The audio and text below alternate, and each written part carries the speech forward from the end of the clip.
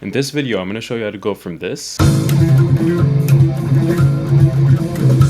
to this.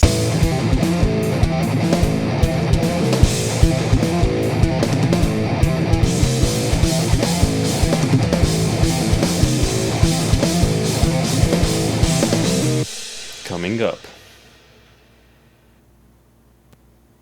Okay, I don't have a channel intro, but I thought if I said coming up. So this is going to be mostly about how to film yourself, not exactly how to record yourself.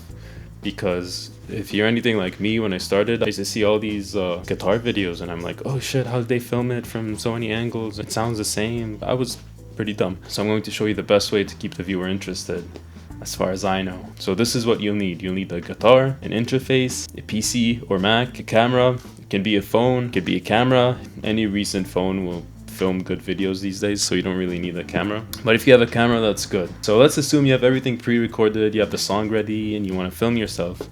But it's looking like this. So what you need to do is find the best lighting in your room. I have a window right there, but I have the blinds closed because I have lighting. Find the take that you think you're going to use the most. Let's say it's the wide shot or the close-up, and record it. If not, you can just mime it. If you're using an iPhone, there's a trick to make sure the phone would stop trying to expose every time you move. You just hold your finger on the screen where you want it to expose and it would lock. And then you can just swipe up or swipe down. So if you move it around, it's just going to stay in focus and it's just going to stay exposed. So this will give you more of a professional looking image, even if the quality is lower. So here's an example shot with just the iPhone.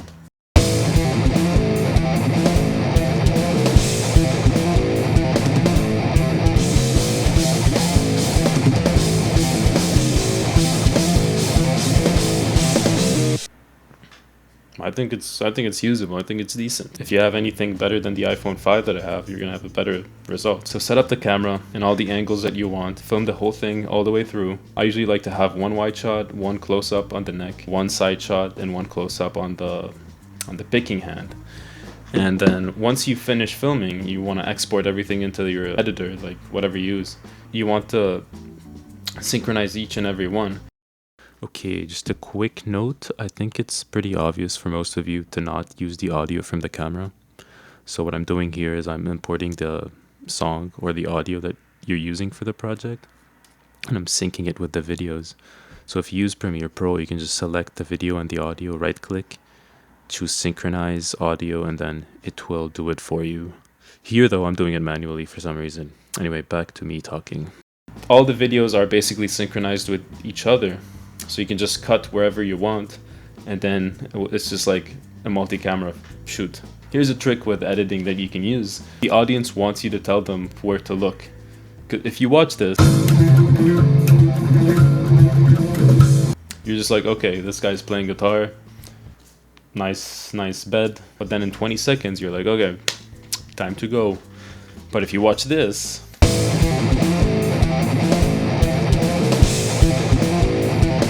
then every time I cut, you're like, okay, he's showing me his picking hand, he's showing me his neck. What's gonna happen next? Oh, what's gonna happen next? I think Tyler from Music Is Win is really good at that. He has good angles. He has like extreme close-ups on his hand, his face, and it all cuts really well. It's really entertaining when you watch it because you're like, and it's nice. So this is basically it. Export the video and you're done. Usually I like to color grade my footage. Not usually, like all the time I color grade my footage, because if I don't, it looks like this. It's not very nice. Most cameras that you're gonna buy, they're like vlogging cameras, you don't really need to tweak them that much. If you have any more questions, just leave them in the comments. I don't think I'm really gonna do a part 2 because I just said everything I wanted to say. If you think there's more stuff that I left out, just let me know, please.